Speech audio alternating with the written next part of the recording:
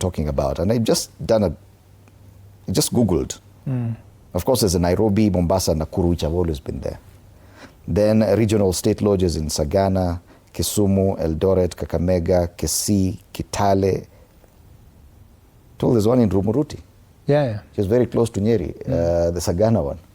And then there's Bungoma, now recent additions, Kwale, Kitui, Imenti Forest, which is a proposed facility. So we're looking at more than 10 in the country. So could this be the reason why the budget for State House is going up? Because these state lodges have to be manned throughout the year. Briefly on that issue, do you think it's an issue, Hesbon, before we go to issues around debts? I think the issue of having many state lodges, there could be logic in them.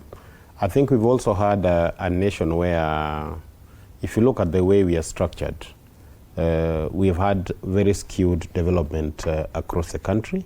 And I think the president has consistently made it clear that he wants every part of the country to feel the presidency and feel development. Probably that could be the reason why having instruments of state being visible in almost every part of the country. And if you look at these new state lodges that have been put up, there is a consistent association with the national celebrations.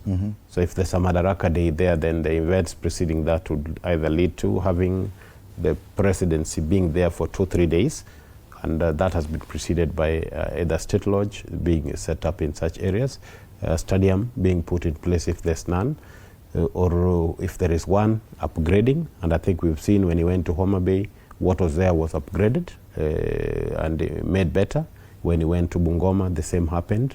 When he went to, I think, Kakamega, we've seen it in Kwale, we've seen it in Kitui, and more recently in Wajir. So I think to that extent, that has also increased the cost of running the presidency.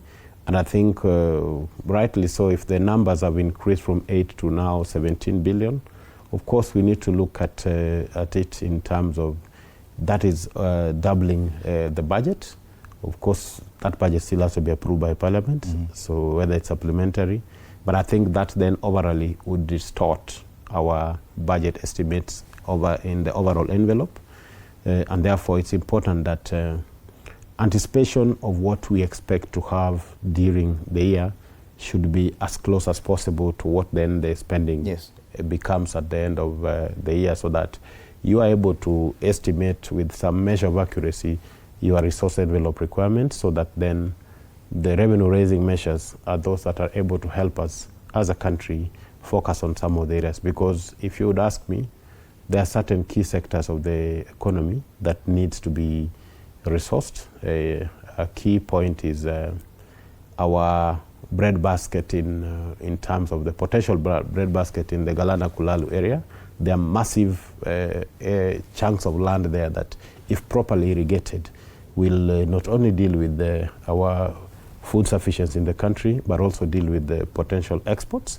I've just learned that the PPP project in Galana Kulalu has run into headwinds because initial thoughts were that the investor could recover the money by selling the water to the entities that would set up in that place, which is a very good idea.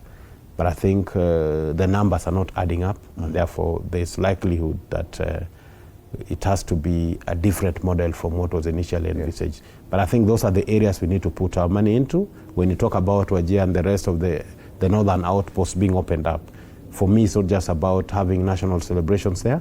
We must be very intentional in terms of opening up opportunities towards irrigation, because if a country almost 80% is arid and semi-arid, we must be very intentional. We need water, not rain, in that part of the world. And you've raised something very important. It's about the planning. That and I think it's on one of the dailies that this supplementary budgets that come in the middle or towards the end of the year taught a lot, and raises question about government planning and the initial budget estimates. That for you to double for any state department the allocation, the annual allocation, then there must have been something that was missed during the planning phase. for the State House budget to initially have been allocated 8 billion, then by the end of the financial year, it's doubled through a supplementary budget. It means that someone somewhere did not plan for this. Maybe let me add something as Professor chimes in. I think there's also been a paradigm shift in how we've handled this country since post-2024 Gen Z protests. There's also been that feeling that, is it that there's a disconnect between the state and the people? Is it that the government is not listening to what the people are saying around many things?